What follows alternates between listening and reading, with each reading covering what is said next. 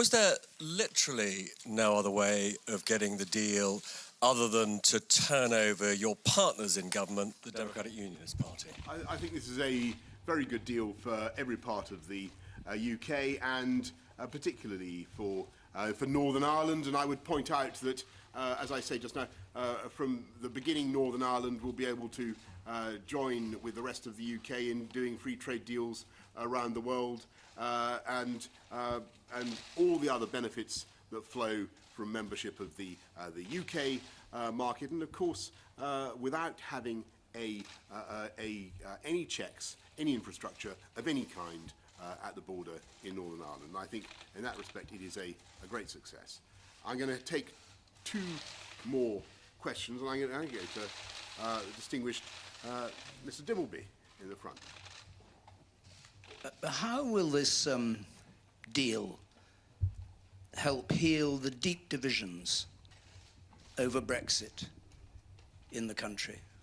I think that's a very, very important question, and I do think that the answer is that it will, because what it will enable us to do is to get, as I say, the process of extraction behind us and enable us to come together and focus on building a new partnership with our friends across the Channel, our friends, not just our friends in Brussels, but obviously in every other European capital. And one of the things that we're doing is building and strengthening our bilateral relations as well, and expanding our network across the European capitals. George Parker. And then that's it, I'm afraid. Come on, you can miss a bit of the dinner. Take four questions. I'm going to take a few more. Prime Minister, take a few more. Prime Minister, we heard what Jean-Claude Juncker had to say earlier about the fact that he personally didn't think there should be an extension to the Brexit process beyond October the 31st. Did you ask your fellow leaders to make a similar commitment, and have they done so?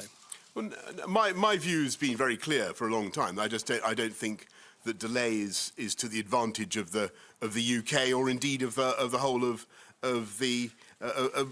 Europe. I think people want to move this thing on. It's been going on for a long time, and that's a view that seems to be quite widely shared.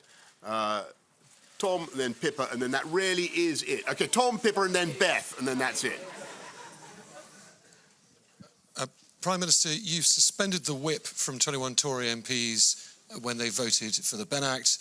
Will you treat this vote on Saturday as a similar confidence motion, and will you suspend the whip from any Tory MPs who don't vote for this deal? I'm not going to get into whipping in this illustrious forum. What I will say is that I do think there's a very good case for voting for this deal on all sides of the House, and we will certainly be taking that vote very seriously.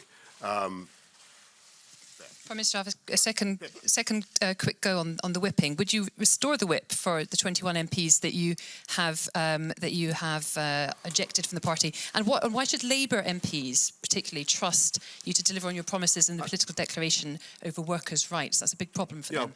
Well, look, thank you, Pippa. On the vote, it's a big and important vote, and we'll be making further announcements about that in due course. And there are a series, as colleagues, as you understand, there are a series of votes. On the political declaration and that text, I do think it is a good text. It gets to the heart of what we want to achieve as a UK in our relations with the EU in the future, a best-in-class free trade deal, but also a fantastic new deep and special partnership that we want to build. Yes, of course, it does also contain important provisions and commitments that this country gladly makes about our determination to maintain the highest possible standards, both for the environment and for social protection. We make those commitments gladly, and they're entirely right for our country to do. Beth, positively last question. Thank you. Prime Minister, Nigel Dodds said earlier today that you were too eager by far to get a deal at any cost, and the cost has been their support. You have the deal, but you don't have the votes. Your predicament no better than Theresa May's. Are you making the same mistakes that she did? Well, I think, as I say, thanks, Beth, I think that this is a very good deal. I'm very confident that when MPs of all parties look at this deal, they will see the merit of supporting it, getting Brexit done on October the 31st, and honouring the mandate of the people, honouring the promises that were made repeatedly by parliamentarians to the people to get Brexit done, and giving us all a chance to move on. I think the imperative is very, very strong. The opportunity is great, so let's do it. Thank you all very much. Thank you. Thank you. Thank you. Thank you so much. Thank you. Yes, I'm so sorry.